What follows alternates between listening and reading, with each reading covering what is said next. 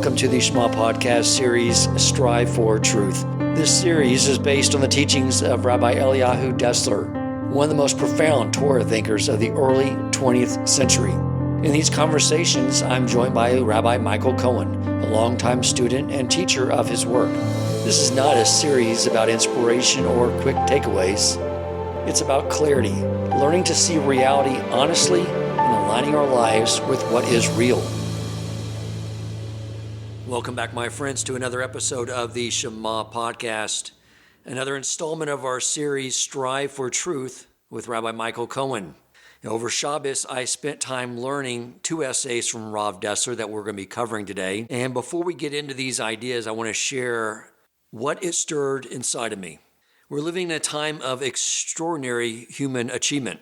The pace of technological change, especially now with AI, is accelerating. And the world seems to be advancing faster than we could ever have imagined. But as I was reading these essays, I couldn't shake a thought. If that's true, why does the world feel so unstable? Why does it feel like with all of our progress, we're not actually getting closer to clarity, to unity, to something that feels whole? People are more connected than ever, but at the same time, we're more divided. We have more information than any other generation in history, but less clarity. We have more comfort and convenience, and yet more anxiety. And Rav Dessler, writing back in 1941, says something that is honestly unsettling. He says that wisdom, power, and wealth are not inherently good. And more than that, if they're not aligned properly, they don't just fail to help us, they actually become destructive. And reading that over Shabbos, I couldn't help but wonder, are we actually solving human problems? Or are we just giving our problems more power? Because maybe the issue isn't the tools themselves. Maybe the issue is that whatever is inside of us, our motivations, our ego, our confusion, just gets amplified by the very things we think are going to fix everything. So today, Rabbi Cohen and I are going to explore two connected ideas from Rav Dessler. First, what he calls the wisdom of the world, what human achievement really is and where it goes wrong. And then a second piece, and it came to pass after the destruction, which feels like a response to that, what a person is supposed to do after loss, after destruction, when something essential has been broken. Rabbi Cohen, welcome back to the podcast. Thank you so much. So great to be here again. These were two incredible essays, left me with more polite questions than answers, but please explain that. And I think the first essay on the wisdom of the world is so much more pronounced. When he wrote this, and you can explain the background, he wrote it in 1941. Now it's 2026, and it's just like everything he says like been amplified to the nth degree. It sounds like what Rav Dessler is saying is that progress doesn't fix the human being, it magnifies the human being. So if there's clarity inside a person, that gets amplified. But if there's ego, confusion, or misalignment, that gets amplified too. And maybe that's why everything feels more intense today. It's not that the world changed, it's that everything inside of us got more powerful. Yes, it seems like it's all over again. It's absolutely, as you mentioned, it's an amazing that we're living in a world where we are so technologically advanced, and we look at advance, we look at wealth, we look at might and power, and it's just a wonder. Where are we going? What's it doing? So here, this is an article which was written by Rabbi Dessler in 1941, in the middle of the Second World War, the destruction of Europe. And it's a classic Rabbi Dessler. And together with the second essay, they do go together beautifully, as you mentioned. Together with the second essay, we see how he takes apart a concept, a Jewish concept, a pasuk, a verse in Jeremiah, and the commentary of Rashi, which seems innocuous, and actually builds out a whole philosophy from it. So we have this pasuk, the verse in Jeremiah, which says, "Not the wise man boast his wisdom, nor let the mighty boast his strength, nor let the rich man be proud of his riches. This is where a person should be praised. Haskel v'yode osi, come and know me." So Rashi says over there, Rashi's commentary, Rashi, the famous Rishon first commentary, he says as follows. He says, the nature of people in today as well is to praise men of wealth, praise power, praise strength. That's what we do. We praise people. If people were sitting around, they'd be talking about Jeff Bezos, they'd be talking about Bill Gates, they'd be talking about Elon Musk, they'd be talking about whoever they see as being successful and powerful and mighty or strong, wealthy, ingenious, wisdom. We praise wisdom. And Rashi tells us something over here. He says, look into it and look closer, and you'll see that the wisdom that they have, maybe in the short term, maybe it's getting them somewhere, but actually that is is their own destruction. It actually doesn't bring about greatness. In the 1941, it was easy to see Germany was a country which boasted incredible intelligentsia, universities, wisdom, advances for their time, which were not paralleled by any other country. Albert Einstein was in Germany, and that's where in the universities they'd had a brain drain. They'd brought all the wise people of the world back into Germany. Nietzsche. And they had music, they had Wagner, they had all sorts of the wealth. And if we look today, it's the same thing. We look in the places, could be the United States, could be other places. Technological advances are incredible. As you mentioned, AI, it's scary what's possible. It's mind-blowing what's possible. And at the same time, Rashi says over there, that great wisdom, that great strength, that great wealth is actually the reason for their downfall. There's something wrong. There's something inherently, there's some flaw. If there's a flaw, it's going to be the reason for their downfall. So Rabbi Dessler brings a beautiful medrash, which is in the Avos Reb Nosson, which says that the great gifts were created in this world. He who merits but one of them possesses the treasures of the whole world. It's possible you could have wealth, and you can have wealth and you have the treasures of the whole world. You could have wisdom and you have the treasures of the whole world. You could have strength and you have the strength of the whole world. But at the same time, if they're misused, it could be the downfall of whoever has them. And he brings the Medrash there, in Avos Reb Nosson, brings examples. Achisophel was a great man of Israel. Bilam was a great man of the nations of the world. Of course, Bilam was the one who was hired by Balak to go and curse the Jewish people. He brought about sin. He gave the advice to the enemies of Israel to seduce, with their women should come and seduce the Jewish people. Achisophel was the one who gave advice to Avshalom, who was King David's son and was rebelling against his father. Avshalom rebelled against his father. Achisophel was the one who advised Avshalom to do the unthinkable in his rebellion against his father. And he used his wisdom in such a negative way. It was not of any health.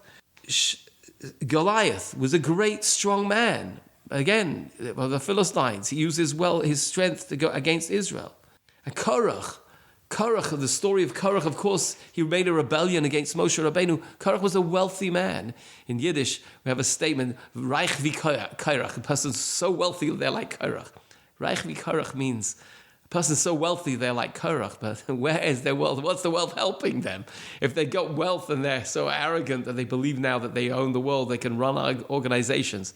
In the Jewish world, it's unfortunate, but in the non-profit world, we talk about the golden rule, right? The person who has the gold makes the rules, which is totally wrong.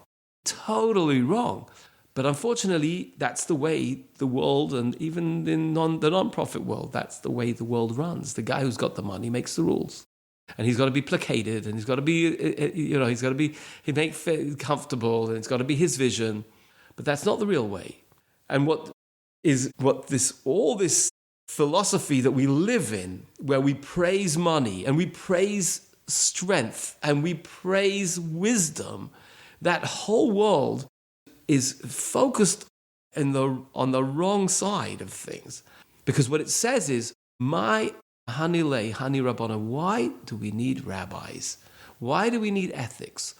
And it's a very extreme thing to say, please excuse me, but Hitler, Yamach Shemo, said the Jewish people are the conscience of the world. The Jewish people have, in anti-Semitism, the world of anti-Semitism, there were times when the Jews were the Christ takers. We were accused of killing their God. And then later on, we became the Christ givers. We became the father of Jews. We became the father of ethics. We were the one who brought morality to the world. And then again, we're being criticized.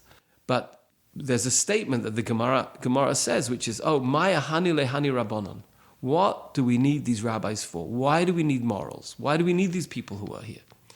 But, of course, the message for us in this whole system, says Rabbi Dessler, is we need to appreciate what we've got. We need to appreciate the rabbis that we have, the teachings that we have, the morals that we have, the ethics that we have, and realize that that's where our focus is, and not with where the money, where the strength, where the wisdom is. That's not really where it's at. That's not what we should be praising. And unfortunately, in the world we live, we know that it was so often we're drawn into conversations where we're talking about the power, who's more powerful, who's more wealthy, who's more wise even, who has the greatest wisdom, where's the greatest... And even in the rabbinic world, they say, this person, he's got a good cop, he's such a wise person. Is that really what it's at? Is it that, okay, the guy's got a great IQ, so... Is that what's driving us? And the Medrash, the Pasuk here, God, as it were, Jeremiah, through Jeremiah is telling us, don't praise that. Don't think that should be the yardstick. The yardstick is, who's the guy who's living with God right beside them? Who's the guy who's living their life and they recognize that they're standing in the presence of God? As we say, right? I put God in front of me at all times. That's the guy who deserves the praise. The guy sitting in the corner, of the base medrash, and no one's talking to him, but he's dedicated, he's diligent, he knows his plan, he knows what he wants, he knows where he's going, he knows his service of God. That's the guy who we need to praise. Jeremiah himself, throughout his life, did not have a happy life. If we talk about quote-unquote success, we would not look at Jeremiah as being our paradigm of a successful person in this world. Yet he's the guy who knew God from his birth, from before he was born, he knew God. The Pasuk says at the beginning of Jeremiah. And in the end, he was killed. I mean, he was terrible. He lived a life it was not a praiseworthy life. He had a message for the Jewish people and no one listened. It was only years later that I understood and his prophecies became true and people saw that what he had been saying was true, and Jeremiah was one of the greatest prophets. But the message of this essay at the outset is that we live in a world that is actually heading in the wrong direction. So is it correct to frame it as wealth, achievement, intelligence? He's saying they're not inherently good, but they're not inherently bad either. It depends on how they're used, like we learned in some of their earlier essays, correct? Correct, agreed, yes. It depends how they're used, right? Wealth can be great. Wealth can be, when used for the right thing. But so then he says, so what is the right way to approach a person who has wealth, a person who has wisdom? So when one appreciates, so that's the Mishnah in Pirkei Avot, which says, who is wise? That's the person who learns from everybody, who learns from other people. Who's the person who's wealth? Who's the person who's strong? Someone who has the ability to overcome their own desires. And who's wealthy? Again, the person who is totally counterintuitive, not the person who has all the money, but the person who's happy with what he has. So when one realizes that one's living in the presence of God, and that anything and everything that one has is actually a gift from God. So then all of a sudden, the wisdom that one has is not a reason to lord over others. It's a reason to be humble. And that's why Moshe Rabbeinu, who was probably the greatest teacher that we ever had in our lives, in the world, we never ever lived, was the person who was more humble than any other person, right? He was one who could learn. He could learn from other people because he was humble. And then you have a person who has wealth. So it says, well, who's wealthy? A person who actually doesn't need wealth. He's actually happy with what he has. And then who's strong? Well, that person who's strong is the one who's in control of strength. He can control his own strength. If we were to look at it, I would say it like this. We talk about success, right? And somebody once mentioned to me, if you go into any one of the very wealthy hotels, and you'll see people there eating lavish meals. They drive up in their six-figure value cars, and the valet takes their keys, and they walk into the restaurant, and then they're eating an expensive meal. And if you turn to that person and say, would you say you're a successful person? They might lie to you and say they are. But deep down, if you scratch a little deeper, they'll say, well, I could be doing better. I could do this. I've got another venture. I could get more money. I am very successful because I know I'm going to make the million. I know I'm going to make more. And even the people who have all the money, they'll say, well, I haven't yet got to Mars. I'm going to get to Mars. I'll still get there. They're in the process. They're not successful. They're not a point at which they can say, well, I am successful. If you look at the Mishnah is saying like this: who is the one who's wealthy? He's the one who realized he's reached the station. He's got there. He has it. He's samech b'chelkai. He's happy with what he has.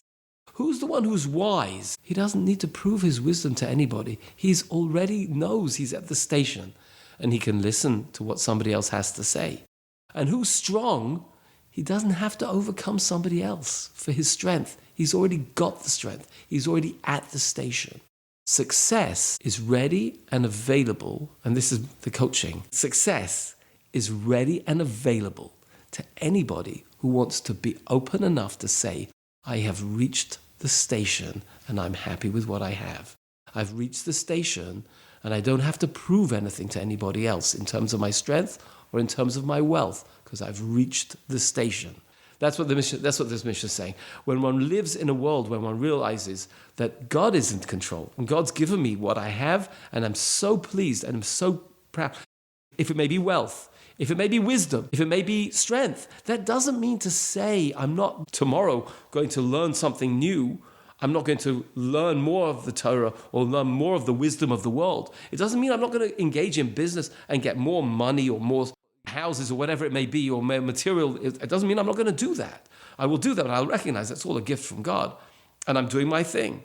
I'm stepping out into the world and functioning in the world because it's God's world, and this is the way he wants the world. He made the world that we should have children, and we should build roads, and we should build houses, and build yeshivas, and build hospitals, and build libraries, and build the world, because that's the world God created for us to develop.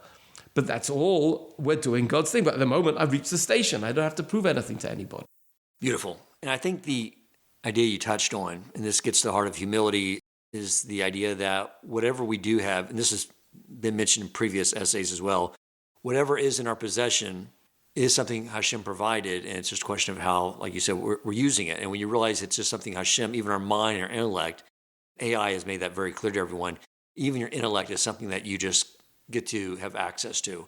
But it's not something to feel prideful about. If you are blessed with a high IQ, Hashem gave you a high IQ. Now, how are you using that high IQ?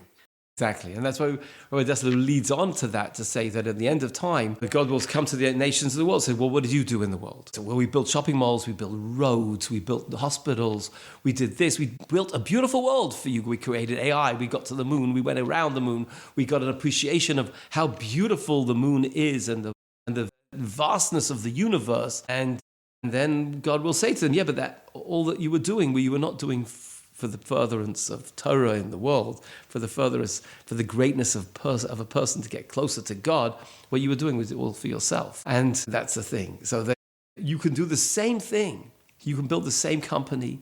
You can build the same hospital. You can build the same school with the intention and the motivation to get closer to God, or to get more money and to get more wealth or to get more fame. The choice is ours. It's back to the binary area of taking or giving.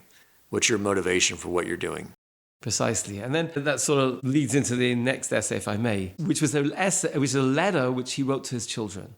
And I think is so important because we live in a world where it's fun to sit on the sidelines and look at what's happening in the world. And even in the first essay, right? So we look at the world, we're looking, here's this guy who's wealthy, here's Jeff Bezos, here's Bill Gates, here's Elon Musk, here's whatever political figure you might be admiring at the time. And you say, this is this, and he's doing this, and he's doing that. Rabbi Dessler, it was a different time because he's talking about the destruction of Europe, and they say, he's writing to his children and saying, look, the world is this, we're living in a generation of destruction, a generation where everything that we knew, it's mind-blowing to think everything we knew is destroyed, everything we thought was gone, everything that we thought would live forever is now no longer. And we're now walking into a wilderness. America at the time was a wilderness. There was no Jewish books very few being printed in America, and sold, let alone being printed. And Israel itself was very little. There was one or two yeshivas, right? Eitz Chaim, but there was nothing. And Rav Dessler is saying, okay, but our job as Jews in this world, or any person in this world, is not to sit in the peanut gallery and throw peanuts at the leaders and criticize them. Our job in this world is to be a player. God put us in this world not to observe. We're not observers in this world. We're players in the world. The keys are in our hands. We're the ones who are building the future.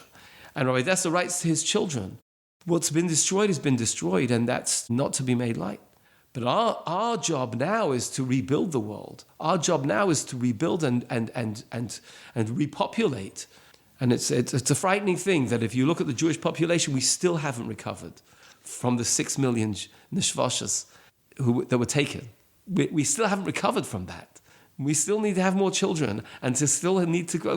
Person would say, "Oh, the Jewish people the religious people, they have too many children." We still didn't get it. We still have not rebuilt what was destroyed, let alone moved ahead. So our job, our mission in this world, is to rebuild God's world. If we were to look, I mean, we're 80 years on, but unfortunately it's true.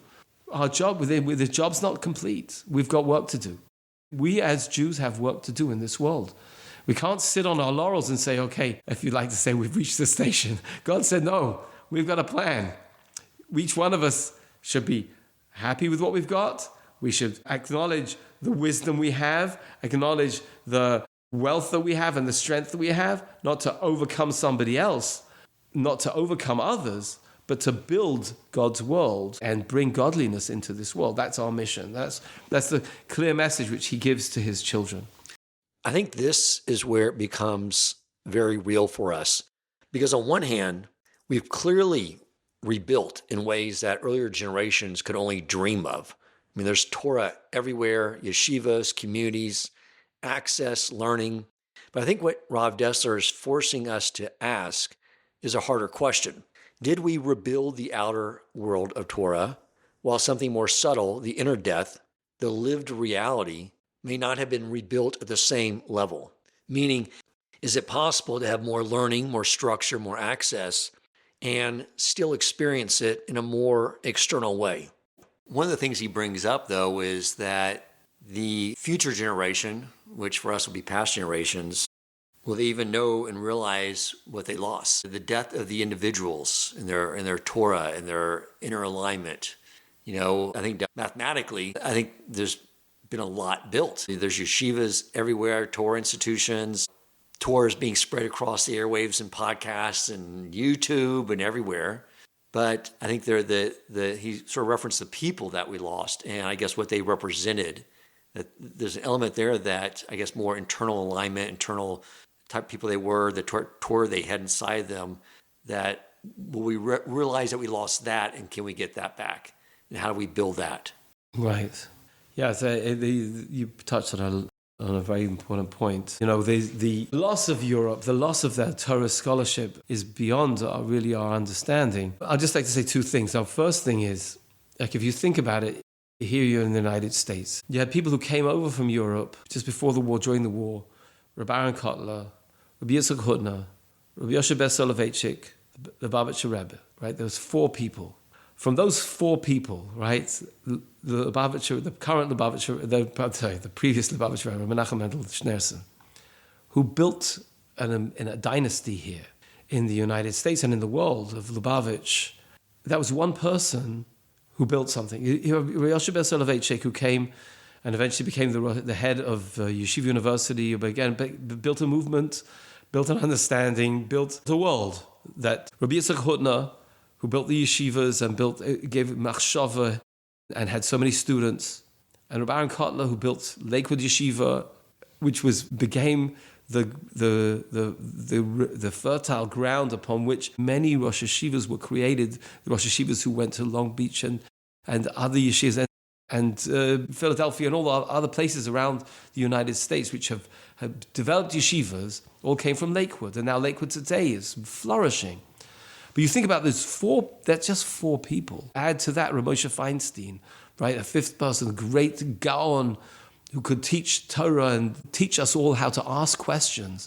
Those five, that's just five people. They were remarkable people, but there were other remarkable people who were lost.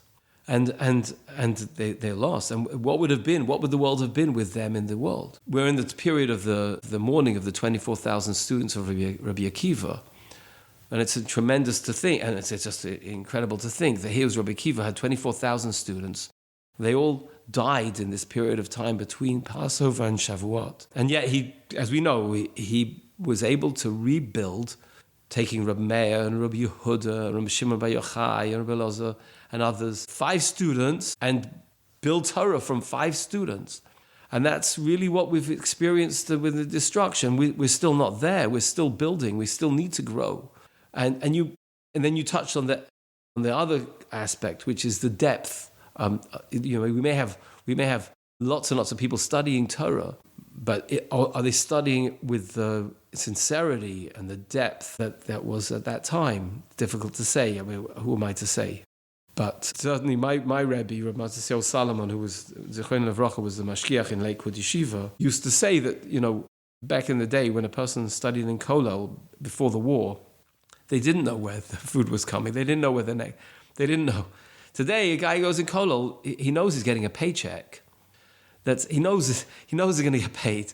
It's not like the old days where a person would study Torah, like Rav Shimon bar Yochai is talking in the Gemara in Brachot, where a person goes, he's going to study Maya Hanale. He says, I've got to learn. I have to learn. I don't know where my money, my parnos is coming, but I've got to learn. I don't know where my paycheck's coming from, but I've got to learn.